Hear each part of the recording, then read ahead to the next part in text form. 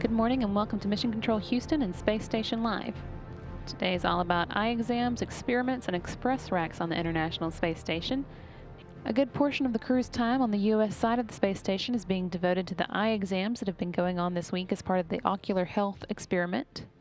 After taking part in regular eye chart and tonometry exams on Monday and a fundoscope exam yesterday, Nyberg and Parmitano are today enlisting Cassidy's help to perform ultrasounds of their eyes and take blood pressure measurements.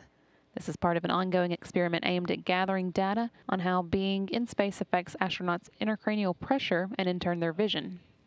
Meanwhile, on the Russian side of the space station, Commander Vinogradov is working again today to unpack the almost 3 tons of supplies delivered to the station on Saturday by Progress 52, while Ms. Sirkin and Yurchikhin work with Nyberg to gather some of the NASA tools they'll be borrowing for their next spacewalk on August 16th. They'll also spend a good deal of time going over the procedures for that spacewalk, which will prepare the station for the arrival of the new multipurpose laboratory module that will be launching to the space station in the future. Nyberg and Parmitano again took part in the reaction self-test today, looking at how fatigue affects their performance, and they'll repeat that test tonight before they go to sleep. And Nyberg also joined Parmitano in an experiment that he's been taking part in all week, the Pro-K experiment, which looks at how changes in an astronaut's diet can decrease their bone loss during long stays in space.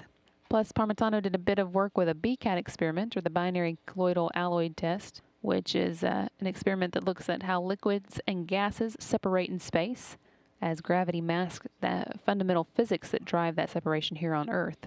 It allows space scientists to get a better look at what is actually going on in that separation. The bulk of Cassidy's time today was spent working on the station's Express Rack 7, which had a failed rack interface controller. Express is actually an acronym for the Expedite the Processing of Experiments for Space Station. And they are refrigerator-sized houses for science experiments in a number of different disciplines. Cassidy devoted about 4 hours of his day today working to rotate the rack away from the space station's wall so that he can replace that failed controller.